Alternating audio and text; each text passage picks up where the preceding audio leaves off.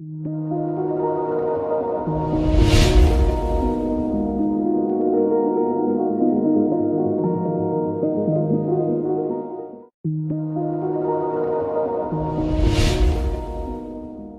up everyone? Welcome back to the channel। आज शुरू करने वाले हैं हम पार्टनरशिप में चैप्टर नंबर 2, जिसको हम लोग बोलते हैं change in profit sharing ratio. काफी इंपॉर्टेंट चैप्टर रहता है। क्यों? क्योंकि इसके अंदर हम लोग मेनली गुडविल का कैलकुलेशन सीखते हैं, और वो सभी कैलकुलेशन आने वाले 4 chapters, admission, retirement, death, dissolution, सब में कहीं ना कहीं काम आता है। तो काफी इंपॉर्टेंट होने वाला है, और एक स्मॉल चैप्टर है, बहुत जल्दी खत्म हो जाएगा। तो चलो फिर बिना टाइम वेस्ट करते हुए लेट्स बिगिन।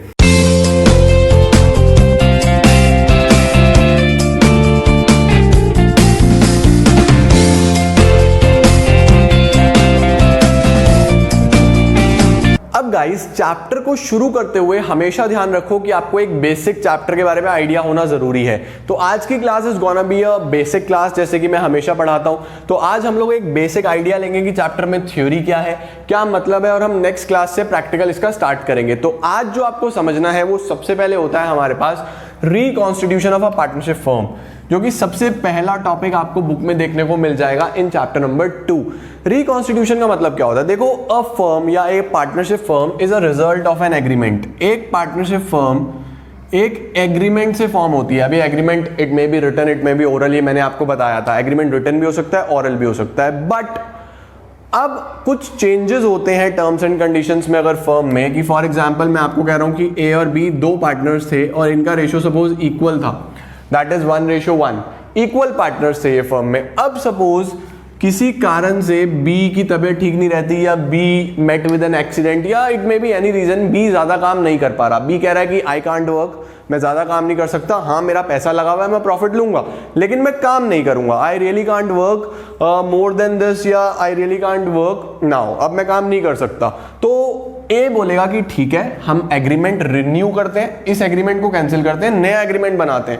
नया एग्रीमेंट बनाएंगे तो टर्म्स एंड कंडीशंस नहीं लिखी जाएंगी, प्रॉफिट शेयरिंग रेशियो चेंज होगा। इन्होंने प्रॉफिट शेयरिंग रेशियो चेंज कर दिया, और अब कर दिया 2:1। 2:1 कर दिया कि ए को ज्यादा पैसा मिलेगा और बी को कम मिलेगा। जब वो काम नहीं कर रहा तो ऑब्वियस है, क्योंकि पैसा तो दोनों ने लगाया है, लेकिन काम सिर्फ ए कर रहा है। तो अब पुराना एग्रीमेंट जब खत्म हो गया और नया एग्रीमेंट जनरेट होगा, ध्यान रखना, फर्म चलती रहेगी, फर्म को फर्क नहीं पड़ रहा, फर्म चल रही है, लेकिन हमारे पास एग्रीमेंट नया बन रहा है। तो उसको हम लोग बोल रहे हैं यहां पे reconstitution of a partnership firm. समझे आप लोग इस चीज को? अब जब नया एग्रीमेंट बनता है तो नए टर्म्स एंड कंडीशंस बनते हैं। तो इस सिचुएशन में आप मुझे बताओ कि कौन गेन कर रहा है, कौन सेक्रीफाइस कर रहा है। यहीं से आपको पता चल रहा है कि ए को फ्यूचर में फायदा होने वाला है और बी को सेक्रीफाइस करने वाला है। एग्जाम्पल लेते हैं। सपोज मैं बोलता हूं कि प्रॉफिट हुआ था 30,000 रुपीज का। प्रॉफिट अगर 30,000 हुआ था तो पहले वाले रेशियो के हिसाब से इन दोनों को 15,000 मिलता, लेकिन अब वाले रेशियो के हिसाब से ए को 20,000 और बी को 10,000।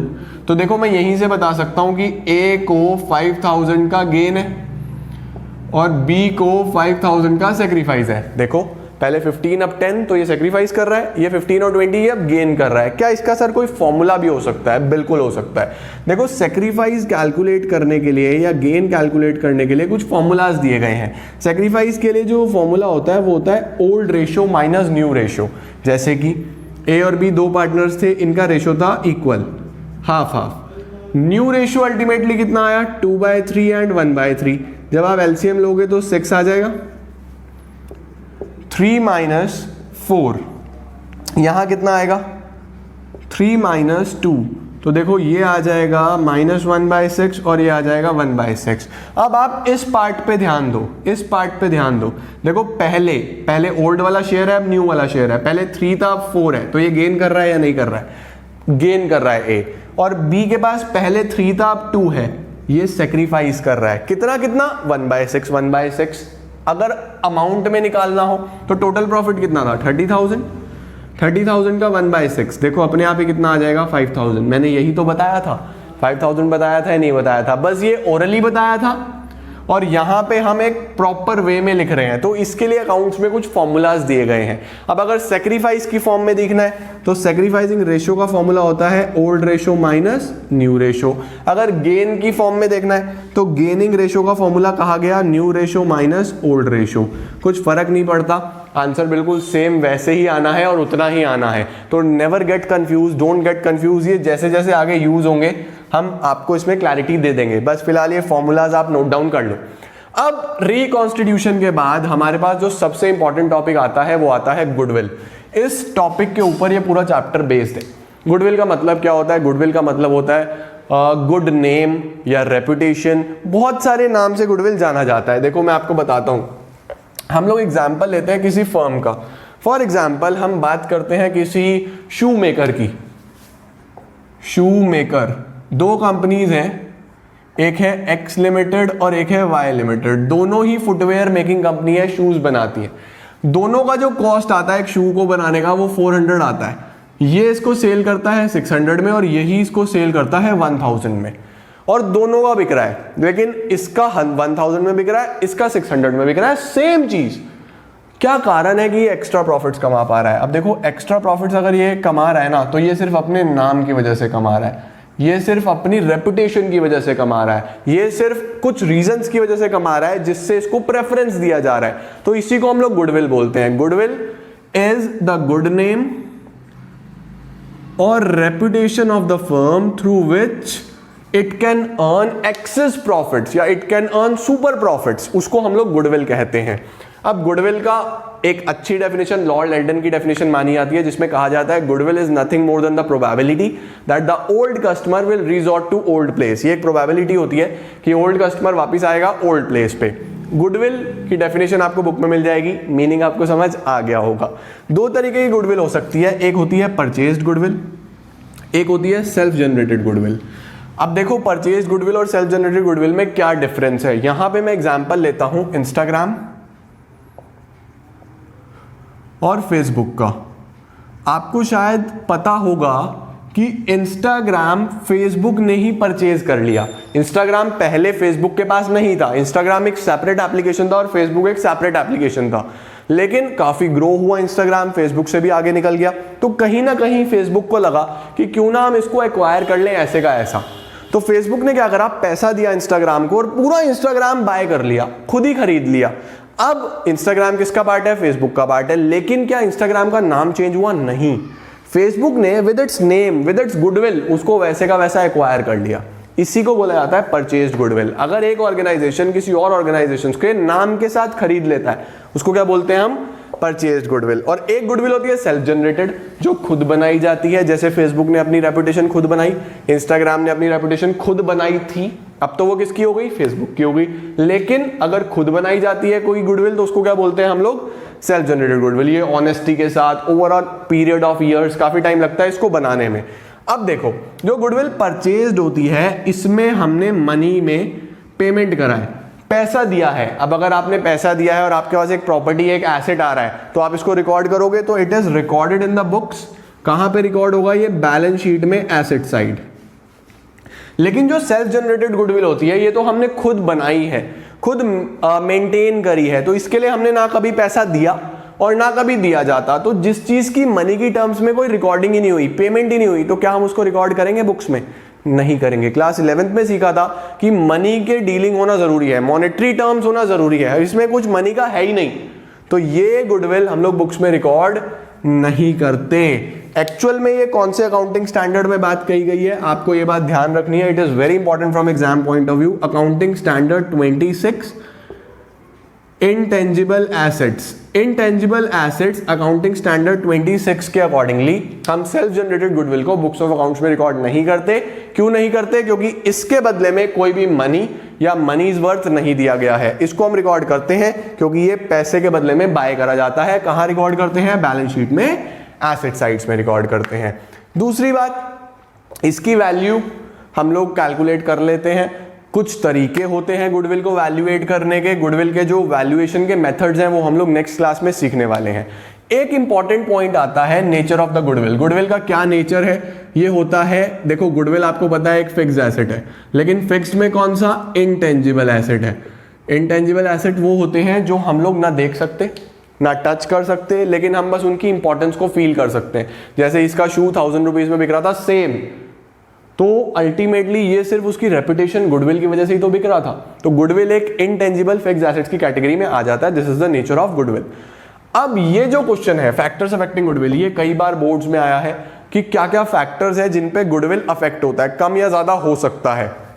अब देखो मैं आपको आपकी सिटी के अकॉर्डिंगली ही एग्जांपल दूंगा। जैसे सबसे पहली बात लोकेशन, लोकेशन का बहुत फर्क पड़ता है आपकी ऑर्गेनाइजेशन में। अगर आपका जो शॉप है या आपका जो बिजनेस है वो एक बहुत बढ़िया लोकेशन पे है तो देयर आर ग्रेटर चांसेस कि आपकी गुडविल अच्छी बनेगी। क्यों बनेगी? क्योंकि वहां पे कस्टमर बहुत ज्यादा विजिट करेगा। अगर आपका प्रोडक्ट अच्छी क्वालिटी का है तो देयर आर चांसेस कि आपको वहां से फेवरेबल पॉजिटिव रिजल्ट्स मिलेंगे। तो लोकेशन अगर अच्छी है तो गुडविल डेफिनेटली इंप्रूव होती है। लोकेशन खराब है तो आपको जिस काम को करने में 5 साल लगने थे 20 साल लग जाएंगे, क्योंकि वहां जनता ही नहीं है, पब्लिक वहां अराइव नहीं करती। तो जहां पब्लिक नहीं आएगी वहां गुडविल देर से बनेगी, जहां पब्लिक ज्यादा आती है वहां गुडविल जल्दी बनती है। ये लोकेशन का बेनिफिट होता है और यही लोकेशन इफेक्ट करता है गुडविल पे। दूसरा पॉइंट आता है एफिशिएंसी ऑफ मैनेजमेंट। एफिशिएंसी सीधा सीधा इंपैक्ट करता है गुडविल पे। अगर आपका मैनेजमेंट अच्छा है, आप सब कुछ ऑन टाइम करते हो, आप सब कुछ बिल्कुल प्रॉपर वे में करते हो, आप में कोई मिस्टेक नहीं है, आप अपने कस्टमर्स को अच्छी सर्विसेज दे रहे हो, तो आपका इफिशिएंसी है मैनेजमेंट में, प्रॉपरली आप काम कर रहे हो, तो डेफिनेटली आपका गुडविल बहुत अच्छा बन जाएगा when it comes to in views of customers. Customers की नजर में आप एक बहुत बढ़िया फर्म हो जाओगे, कस्टमर वापस आएंगे आपके पास। This is what goodwill. इसके बाद आता है लॉन्गिविटी। लॉन्गिविटी का मतलब होता है टाइम पीरियड। अब देखो आपने सुना होगा कि जितनी जिसकी दुकान, जितना जिसका बिजनेस पुराना होता चला जाता है उतना ही उसका जो गुडविल है वो मेंटेन होता चला जाता है। देखो पुराना नाम हो जाता है, जनता जान जाती है, लोग जान जाते हैं, तो कहीं ना कहीं गुडविल अपने आप ही जनरेट होने लगती है। जितनी पुरानी दुकान होती है उतनी ज्यादा उनकी गुडविल हो जाती है। हर किसी की वो जरूरी नहीं है, लेकिन जनरली ऐसा होता है। जो पुरानी दुकानें होंगी उनकी गुडविल ज्यादा होंगी। क्यों? क्योंकि उन पे पास कस्टमर बार बार आए हैं, विजिट करे हैं, रिपीट हुए हैं, तो लॉन्गिविटी के साथ गुडविल बढ़ती चली जाती है। पोजेशन ऑफ लाइसेंस, लाइसेंस का भी एक बहुत मेजर इंपैक्ट होता है। लाइसेंस क्या है? लाइसेंस एक तरीके का गवर्नमेंट ऑथोराइज्ड डॉक्यूमेंट है कि गवर्नमेंट ने इन्हें कहा है कि हाँ ये ऑथोराइज शॉप है, ऑथोराइज डीलर है, ऑथोराइज सेलर है, ऑथोराइज प्रोड्यूसर है, कुछ भी हो सकता है। तो अगर गवर्नमेंट ने लाइसेंस प्रोवाइड करा है, इट मीन्स कस्टमर के पास एक सेफ्टी है, एक सिक्योरिटी है कि हाँ ये कुछ भी फ्रॉड नहीं होगा। ऑल्दो हो जाता है तब भी, बट स्टिल लाइसेंस है तो एक ट्रस्ट तो बना रहता है ना। तो जिनके पास लाइसेंस होगा उनकी गुडविल जल्दी बनेगी एज कंपेयर टू जिनके पास नहीं है। फिफ्थ आता है मोनोपोलिस्टिक राइट्स। अगर आपकी मोनोपोली है, अगर आपकी मोनोपोली, आप सिंगल सेलर हो, आपके अलावा मार्केट में वो चीज कोई और बेचता ही नहीं है, तो ऑब्वियसली आपकी गुडविल ज्यादा होगी।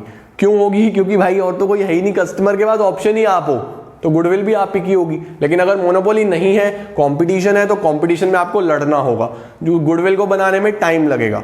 नेक्स्ट आता है ट्रेंड ऑफ प्रॉफिट्स। देखो ट्रेंड ऑफ प्रॉफिट्स का क्या होता है कि अगर मैं एक कर्व की बात करूं, सपोज ये प्रॉफिट का कर्व है और प्रॉफिट आपका एक तो जा रहा है ऐसे बहुत तेजी से ऊपर जा रहा है, और एक फर्म का प्रॉफिट जा रहा है ऐसे, पहले ऊपर गया, फिर नीचे आ गया, फिर ऊपर चला गया, फिर नीचे आ गया, फिर थोड़ा बढ़ा, फिर नीचे नीचे नीचे नीचे, फिर ऊपर, ये फिर स्टेबल हो गया।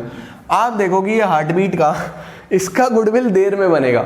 क्यों? क्योंकि ये प्रॉफिट बहुत फ्लक्चुएशन के साथ बना रहा है, लेकिन ये बहुत अच्छा प्रॉफिट हर साल। आप भी अगर किसी कंपनी में इन्वेस्ट करोगे तो आप हमेशा उसके प्रॉफिट्स को देखोगे। अगर ये कंपनी आपको दिखाई दे रही है कि रेगुलर प्रॉफिट कमा रही है, बढ़िया कमा रही है, इसी में इन्वेस्ट करोगे ना, तो इसकी ऑब्वियसली गुडविल अच्छी हो जाएगी। लेकिन यहाँ पे प्रॉब्लम आएगी। तो अगर ट्रेंड ऑफ प्रॉफिट बढ़िया है तो गुडविल ज्यादा होगी। Number 7 competition. देखो सीधी सीधी बात है, अगर फ्यूचर में कॉम्पिटिशन आएगा तो कहीं ना कहीं it will impact your goodwill. आपकी गुडविल पे इफेक्ट डालेगा ही डालेगा। कोई भी आता है, देखो कोई भी आ सकता है, चाहे किसी का भी बिजनेस ले लो, चाहे कोई कितना ही पुराना सेलर क्यों ना हो। अब जमाना बदल गया, कोई भी नया यंग जनरेशन का कोई भी नया इंसान आएगा, वो इस तरीके से बिजनेस करेगा, पूरी दुकान को हिला देगा, पूरी मार्केट को हिला देगा।